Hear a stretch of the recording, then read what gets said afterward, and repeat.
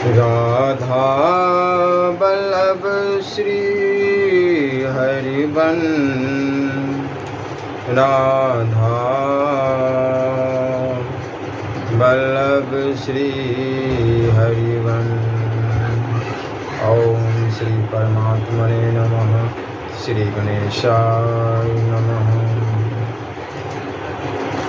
धर्म शास्त्रों से ही शांति का संदेश मिल सकता है, दूसरा कोई उपाय नहीं। धर्म के बिना मानव पशु के समान माना गया है। धर्म शास्त्र अनुसार जीवन यापन करने वाला ही मानव कहलाने का अधिकारी है। हमारे धर्म शास्त्रों में मानव को पग पग पर सत्य मार्ग पर चलने की प्रेरणा दी गई है। धर्म शास्त्रों में वर्णित परंपराओं का उल्लंघन करने के कारण ही आज मानव दानव बनता जा रहा है। धर्म शास्त्रों की अवहेलना कर मनमाने ढंग के खान पान तथा आहार विहार के कारण ही पूरा संसार अशांति से त्रस्त है। धर्म शास्त्रों द्वारा बताए गए सात्विकता के मार्ग पर चलने में ही कल्याण है। आज देश का यह महान दुर्भाग्य है कि हमारे धर्म प्राण भारत में राजसी और तामसी वृत्ति बढ़ती जा रही है तथा सत्वगुण क्षीण होता जा रहा है। दूसरे देशों में एक राष्ट्र अध्यक्ष का सिर काटकर दूसरा राष्ट्र अध्यक्ष बनता है। अभी भारत में ऐसा नहीं है। हमारे धर्म प्राण देश में सत्वगुण बढ़ना चाहिए, अन्यथा हमारे यहाँ भी दूसरे देशों की तरह हिंसा बढ़ेगी। आज देश में फूट और स्वार्थ की नीति नाश कर रही है। पता नहीं देश में क्या होगा। भारत अखंड रहे और खंडित न होने पाए, ऐसा प्रयत्न करना चाहिए। मानव शांति चाहता है। शांति पाने के लिए वह बहुत कुछ प्रयत्न भी करता रहता है, परंतु शांति के बदले में अशांति का ही अनुभव कर रहा है। इसलिए हमको सोचना है कि हमने लक्ष्य पाने के लिए जो रास्ता पकड़ा है वह ठीक है या नहीं।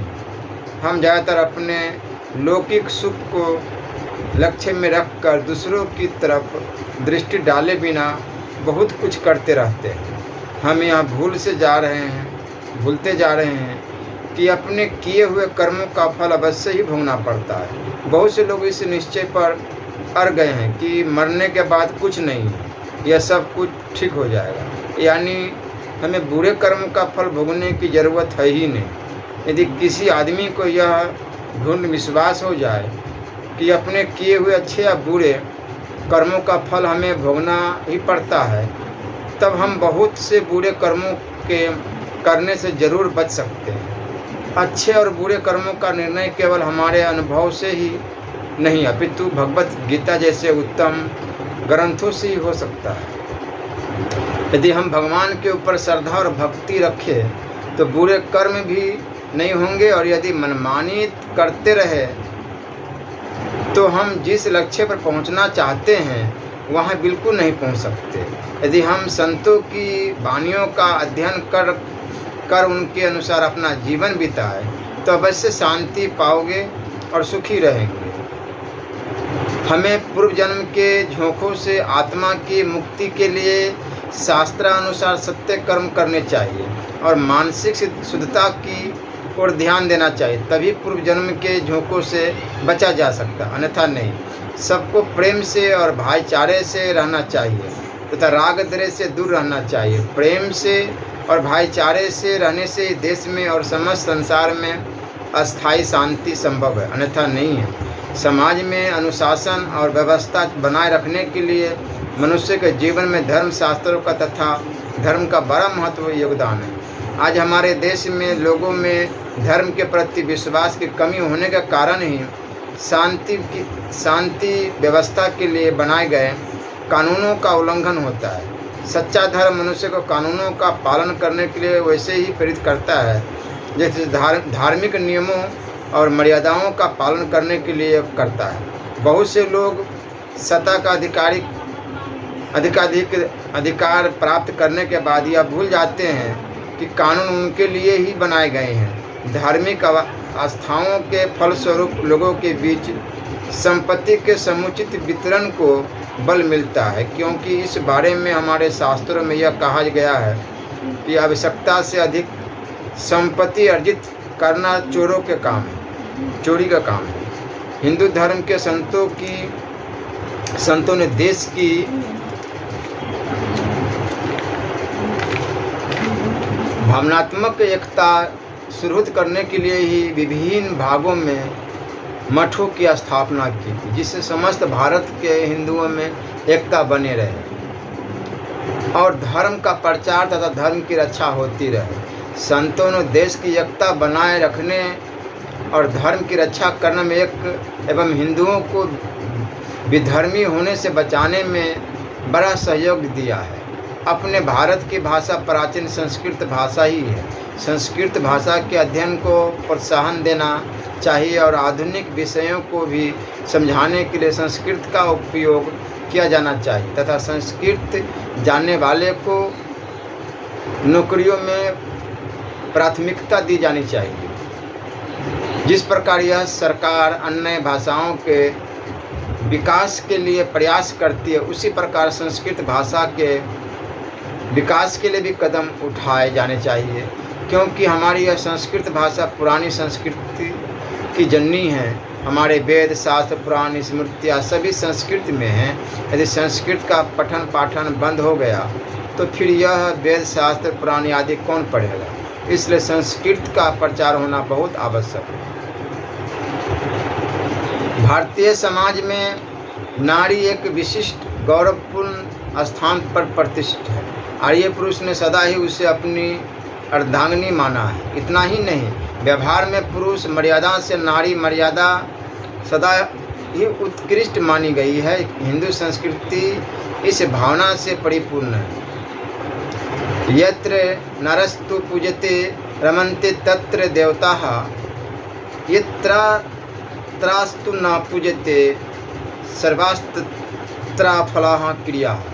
आर्य संस्कृति में नारी समाज के प्रति यह केवल शाब्दिक सद्भावना का प्रदर्शन ही नहीं है, अपितु भारतीय गृहस्थ जीवन में पदे पदे इसकी व्यवहारिक सार्थकता सिद्ध है। भले ही भौतिकवादी पाश्चात्य भावनापन मस्तिष्क को इसमें कोई तथ्य न दिखाई दे और नारी गौरव रक्षण के साथ देवी प्रसन्नता की संगति भले ही उनकी बुद्धि में न आए, किंतु स्थूल जगत का सूक्ष्म देवी जगत से संबंध और उसका रहस्य समझने वालों तथा भारतीय सामाजिक व्यवस्था विशेषज्ञ धर्मज्ञों के निकट इसका रहस्य तिरोहित नहीं है। इसलिए हिंदू जीवन में नारी मर्यादा सदैव सर्वत्र सुरक्षित रखने का विशेष ध्यान रखा जाता है। धर्मशास्त्र का स्पष्ट आदेश है। ध्यान रहे, धर्मशास्त्र द्वारा यह कल्याणकारी नारी स्वतंत्रता का अपहरण नहीं है।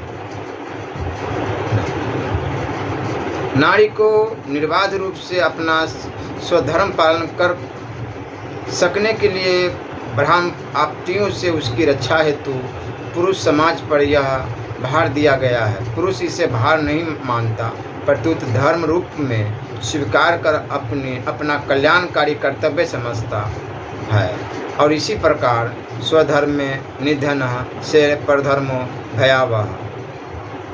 इस भगवत वाक्य पर विश्वास करने वाली धर्म विमाननी भारतीय नारी धर्मशास्त्र की इस व्यवस्था को अपनी स्वतंत्रता का अपहरण अथवा अपने उन्नति पथ में बाधक नहीं अनुभव करती, अपितु इसी मर्यादा में रहकर लोक परलोक को उज्ज्वल बनाने वाले सतीत्व धर्म का दृढ़तापूर्वक पालन करती हुई व्यवहार में नारी धर्म का आदर्श एवं परमार्थ परम कल्याण संपादन करती है। नारी धर्म का निर्देश करते हुए धर्मशास्त्र कहता है कि नास्ति स्त्रीना पृथग यगो न व्रतः नाप्योपोषणन पति हम सुरसते तेन स्वर्गे महीयते। धर्मशास्त्र का आदेश विशेष महत्वपूर्ण एवं सारगर्भित है। इसमें नारी के प्रधान धर्म पातिव्रत्य का रहस्य भरा है। नारी सदा पुरुष की सेविका बनी रहे, यह भाव इसका कदापि नहीं है। नारी जीवन को आदि भौतिक, आदि दैविक एवं आध्यात्मिक उन्नति के पथ पर प्रतिष्ठित रहने के लिए लक्ष्य से ही इस प्रकार पातिव्रत्य धर्म का विधान है। पतिव्रता स्त्री का प्रधान समय पति की सेवा, शुश्रूषा आदि पति संबंधी बातों में ही व्यतीत होता है। इसलिए स्वाभाविक ही उसकी भावनाएं पति प्रधान रहती है। इस प्रकार सदा पति भावना प्रधान अंतःकरण वाली पतिव्रता स्त्री मरण काल में स्वाभाविक रूप से अपने पति का चिंतन करते हुए ही प्राण त्याग करती है और इस सिद्धांत के अनुसार वह स्त्री योनि से मुक्त होकर पुरुष योनि को प्राप्त होती है तथा पूर्वार्जित धर्मनिष्ठा के प्रभाव से ही पुरुष योनि में धर्मनिष्ठ एवं भगवत परायण होकर अंत में मोक्ष प्राप्त कर लेती है। इतनी ही नहीं, पति में इस बुद्धि रखने वाली पतिव्रता नारी पति रूप में सदा भगवान की उपासना करती हुई अंत में भगवान के लोक को ही प्राप्त होती है। पातिव्रत्य पालन की जो अक्षय महिमा शास्त्रों में कही गई है वह रोचनार्थ फलश्रुति नहीं अपितु अक्षरश सत्य है। पातिव्रत्य के प्रभाव से नारी के अंतःकरण में ही सत्य गुण की इतनी अधिक वृद्धि हो सकती है कि सत्वात संजायते ज्ञानम के आधार पर उसके लिए ज्ञान की प्राप्ति तक संभव हो जाए। मैत्रेय आदि के ऐसे उदाहरण है। पातिव्रत्य की ऐसी पूर्ण निष्ठा प्राप्त कर लेने पर नारी को जीव विकास की पूर्णता अर्थात कैवल्य पद मोक्ष की प्राप्ति के लिए जीव कर्मोन्नति की स्वाभाविक कक्षाओं को क्रमश पार करने और उसके लिए पुरुष योनि में जन्म लेने की आवश्यकता ही नहीं पड़ती। स्त्री योनि में ही वह मोक्ष प्राप्त कर लेती है। निष्ठा के अनुसार यह पातिव्रत्य धर्म पालन के आध्यात्मिक लाभ है। जिस योनि में प्रसव आदि के कारण अनेकों बार मरण तुल्य कष्ट भोगना पड़ता है, ऐसे स्वाभाविक कष्टप्रद नारी योनि से जीवों को मुक्त कराने के लिए ही धर्मशास्त्र ने नारी के प्रति पातिव्रत्य धर्म की प्रतिष्ठा की है। जो नारी पातिव्रत्य का पालन नहीं करती उसका जीवन काम वासना प्रधान रहता है, जिससे स्वाभाविक ही जिस भाव का प्राधान्य होता है उसी भाव की स्फूर्ति मरण काल में होती है और उसी के अनुसार उसकी भावी गति होती है। इसलिए ऐसी स्त्रियों को पुनः स्वाभाविक कष्ट प्रधान नारी योनि में जन्म लेना पड़ता है। पातिव्रत्य धर्म नारी योनि में जीव को स्वाभाविक कर्मोन्नति के पथ पर प्रतिष्ठित रखता है और उससे विरत होने पर नारी अपने जीवनोन्नति के स्वाभाविक पथ से च्युत हो जाती है। पातिव्रत्य यथोचित पालन से नारी में स्वाभाविक रूप से इस सिद्धियों के रूप में देवी शक्तियों का आविर्भाव होता है। यह पातिव्रत्य धर्म पालन का आदि दैविक लाभ है। पुरुष शरीर में जो अलौकिक शक्तियाँ एक तप आदि कठिन प्रयासपूर्ण उपाय से प्राप्त होती है वह नारी शरीर में पातिव्रत्य पालन से अनायास ही प्राप्त हो जाती है। रामायण महाभारत आदि भारतीय इतिहास ग्रंथों और पुराणों में पातिव्रत्य के प्रभाव से त्रिकाल दर्शनी सिद्धि संपदा अनेकों नारियों के उदाहरण मिलते हैं। वही भारत भूमि है और वही नारी परंपरा है। भारतीय नारी अपने सतीत्व धर्म का यथावत पालन कर आज भी वही असाधारण देवी शक्तियाँ प्राप्त कर सकती, इसमें संदेह नहीं। पातिव्रत्य के आदि भौतिक लाभ पूर्ण सुख नहीं।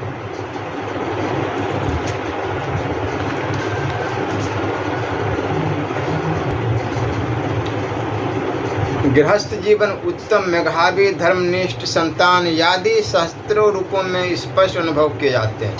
नारी के महान धर्म का पूर्णतया वर्णन करना संभव नहीं है क्योंकि धर्मशास्त्र की प्रत्येक बात अत्यंत निगूढ़ एवं दूर तक प्रभाव डालने वाले वैज्ञानिक रहस्यों से परिपूर्ण है। इसके नियमों की सूक्ष्मता एवं परस्पर संबंधता इतनी है कि एक में थोड़ा अंतर पड़ने पर संपूर्ण व्यवस्था पर उसका प्रभाव पड़े बिना नहीं रहता। भारतीय समाज व्यवस्था, अर्थव्यवस्था, शासन व्यवस्था एवं धर्म व्यवस्था परस्पर इतनी ग्रंथित है कि उनका स्वरूप विकृत हुए बिना वस्तुत पार्थक्य हो ही नहीं सकता। धर्मशास्त्रों के नियम जीव के जन्म जन्मांतरों तक के अभ्युदय एवं निःशेष संबंध रखते हैं और पदे पदे जीव की स्वाभाविक कर्मोन्नति में सहायक है। धर्म तत्व को ठीक से समझना वस्तुत बड़ा कठिन है। धर्म का रहस्य प्रकट करना असाधारण बात है, समाधिगम्य विषय है। इसलिए धर्मशास्त्र के नियमों के पालन पर ही अधिक जोर दिया गया। साधारण मानवीय बुद्धि धार्मिक नियमों के रहस्य के प्रयत्न में तत्व तक तो पहुंच नहीं सकती, कुछ का कुछ समझकर भ्रमात्मिका अवश्य हो जाती है। इसलिए सर्वसाधारण को धर्मशास्त्र के संबंध में रहस्य समझने और क्यों के झगड़े में न पड़कर श्रद्धा भक्ति से उसके नियमों का पालन ही करना चाहिए। इसी में कल्याण है। जो धर्मशास्त्र के अनुसार जितना अधिक अपना जीवन बनाता है, वह सृष्टि चक्र में जीव कर्मोन्नति के पथ पर उतना ही अधिक अग्रसर होता है। नारी जाति के लिए सतीत्व धर्म ही उसके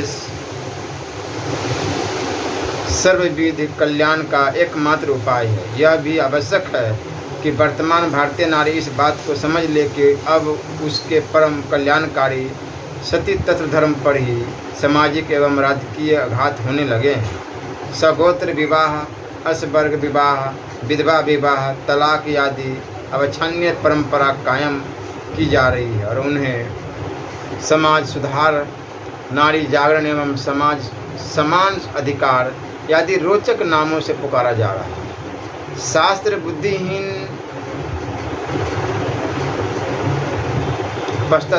मुखोपेक्षी लोग इनके प्रचार के लिए सतत प्रयत्न कर रहे हैं, किंतु धर्म समझते हैं कि इस प्रकार की चेष्टाएं समाज एवं राष्ट्र की उन्नति के लिए सर्वथा है क्योंकि इनसे नारी जीवन की पवित्रता भ्रष्ट होकर धर्महीन, उच्च श्रृंखल एवं सतह पतनोन्मुख समाज का सृजन होगा। इस जीवन में 25-50 वर्षों के लिए कुछ दिखावटी ऊपरी व्यवहारिक सुविधा प्राप्त कर धर्म से विरत हो रहना और भविष्य के अनेकों जन्मों में उन्नति का मार्ग खो बैठना, यह कोई उन्नति और बुद्धिमानी नहीं है। इसलिए इस समय नारी जाति को सतर्क रहकर अपने कल्याणकारी धर्म का अवलंबन नहीं छोड़ना चाहिए। ऐसे धर्म विरोध राजकीय नियमों को घृणा की दृष्टि से देखना चाहिए। स्वतंत्र भारत में वीर साहसी मेधावी पवित्र एवं सर्वतोभावेन उन्नतिशील संतति का सृजन हो, इसके लिए प्रत्येक भारतीय नारी को अपने व्यवहारिक जीवन में अंतर्भाग पवित्रता बनाए रखने के लिए सतत सावधान रहना चाहिए। स्वधर्म प्रतिपादक रामायण, महाभारत आदि धार्मिक ऐतिहासिक ग्रंथों का पाठ एवं मनन करना चाहिए। सिनेमा, शिक्षा, बालिकाओं का साथ साथ पढ़ना आदि कुप्रथाओं का बहिष्कार करना चाहिए। उपयुक्त समय पर संतान के संस्कार शास्त्रानुसार किए जाए, इसके लिए विशेष ध्यान रखना चाहिए। साथ ही साथ प्रत्येक परिवार एवं समाज का भी कर्तव्य है कि वह कन्या, विवाहित अथवा विधवा सभी अवस्थाओं में नारी को स्वधर्म पालन की पूरी सुविधा प्रदान करे और उपयुक्त शिक्षा द्वारा उन्हें पूर्ण सती, पूर्ण माता, उत्तम गृहिणी बताने तथा प्रत्येक अवस्था में उन्हें स्वधर्म पर प्रतिष्ठित रह सकने के योग्य बनाएं। इसी से समाज एवं राष्ट्र की उन्नति होगी और सर्वत्र सुख शांति का विस्तार होगा। जो संपूर्ण प्राणियों पर दया करता है, सबके साथ सरलता का बर्ताव करता है और समस्त भूतों को आत्मभाव से देखता है, वही धर्म के फल से युक्त होता है। श्री राधा वल्लभ लाल की जय।